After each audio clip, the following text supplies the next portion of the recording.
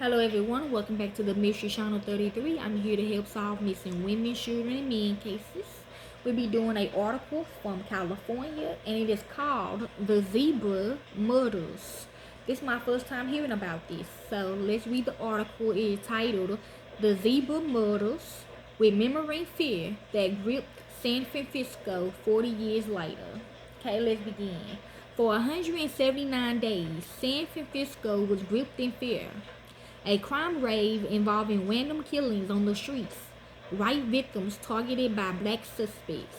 Okay, they said they got this from my daddy. Okay, a police task force was formed to hunt down the killers of what became known as the Zebra Murders, because zebra is black and white. So, nickname for the radio band assigned to the case. The first victims was a Telegraph Hill couple out for an evening walk. They were snatched off the streets and pushed into a waiting van. I don't agree either. I don't think this, I mean, a lot of people that's political, activists always say, we talk about this type of stuff, but we ain't actually meaning like that though. They trying to be funny though, basically.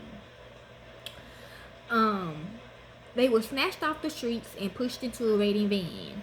Retired San Francisco Police Sergeant Lou Cabro was on parole that night in October 1973. They molested her, they raped her, and they eventually decapitated her. He remembers. The husband survived. Somebody pulled out his gun and shot me, said Art Agnos, the future mayor with the sixth victim. He was shot after attending a community meeting on Poshro Hill, which is church. The killers were tied to a militant black Muslim group known as the Death Angels. In order to be initiated into murderous groups, said Agnos, they had to kill a white person. His spleen, colon, and kidneys was ripped apart. It took more than a year for Agnos to recover. By Christmas, there was more than a dozen attacks. One night, 5 people were shot in 2 hours. A woman in a laundromat, others just walking on the streets. The city was in panic. People were scared going out at night, said retired homicide inspector Gus Corris. He headed the task force to find the killers. Okay, playing a scavenger hunt. It's for them though, basically. Then Mayor Joe Atto ordered a city-wide dragnet. Extraordinary measures, he said, were necessary. All black men between the ages of 20 and 30, 5 feet 9 inches to 6 feet tall and medium build, will be stopped and questioned. And those questions got a zebra check card to prove to other cops he's been cleared.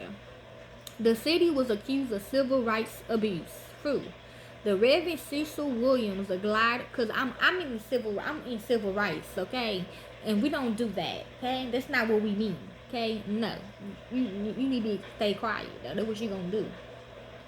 The Reverend Cecil Williams, a glide church, angrily pointed out the lack of random stops of white suspects when the Zodiac Killer terrorized the Bay Area 6 years earlier.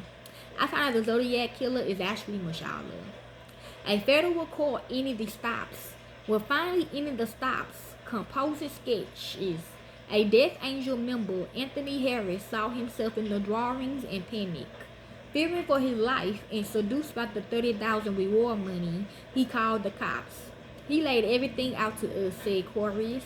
Names, places, crimes committed. He opened up a Pandora's box. 4 Zebra suspects was convicted for 16 murders and remained in prison on life sentences. Harris was put in witness protection. 40 years later, the case is rarely talked about, almost forgotten. This was such a radically teen-sensitive issue, explained Agnos, a radical set of black Muslims killing white people. It's something this country is not comfortable discussing or remembering, so it sits on the sidelines because of that factor. But it continues to haunt the memories of survivors and families of murder victims.